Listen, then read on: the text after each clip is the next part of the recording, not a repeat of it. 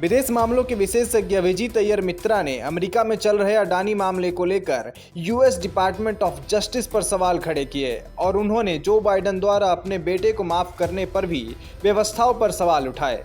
मित्रा ने मामले को राजनीतिक बताया। It was 100% political, and I'll tell you why. First they put out a statement, then they came out with an indictment. If you read the indictment, it is funnier than the foreign interference report in which your news agency was accused. You remember, just showing the ambassador getting into his car apparently is foreign interference. What has been alleged in that indictment is a joke. So we've known from day one that this was clear political interference because the gentleman who brought it, Brian Peace, the East District of New York attorney, is a political appointee. Chuck Schumer had him nominated. It was a Democrat dominated House that confirmed him. He has been running a George Soros agenda because he is known to be close to George Soros. Chuck Schumer is a very dear friend of Alexander Soros. And the Soros NGOs are very clear that their aim is to get their politically aligned attorneys and attorney generals in place in all these different states. That is exactly what they've been doing. That is what we've been saying. Now, what Joe Biden's pardoning of his son has done is it's the first time that somebody on the top, and no less than the president himself, has finally admitted what we've always known, which is the American system is a completely political system. वहीं इस मामले को लेकर राजनयिक यशवर्धन कुमार सिन्हा ने कहा कि वो हैरान है कि अमेरिकी न्याय प्रणाली ने दोहरा रवैया अपनाया है। साथ ही उन्होंने यूएस डिपार्टमेंट ऑफ जस्टिस को भी जमकर घेरा। I normally don't like to comment on internal matters, domestic matters of another country.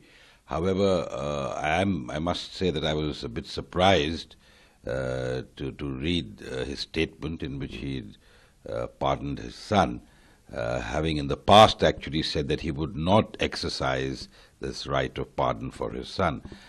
And the reasons he has given surprise me because the much wanted American justice system and the Department of Justice, I think the President of the United States doesn't have much faith in that system. That is astonishing.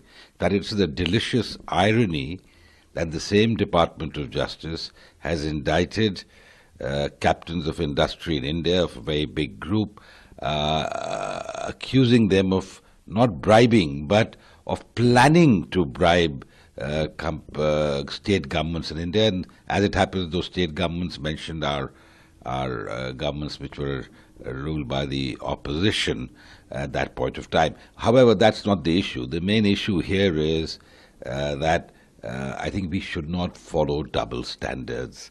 Businessman Suhel Seth ने भी अमेरिकी राष्ट्रपति Joe Biden द्वारा अपने बेटे Hunter Biden को माफ करने पर और अडानी मामले पर अमेरिकी व्यवस्थाओं पर सवाल उठाए और गड़बड़ी का भी आरोप लगा दिया। What have we seen with Adanis? They are a group in India. They're operating again, under Indian regulatory systems, which are, to my mind, the best in the world or on par. What did they first say? They issue a press statement.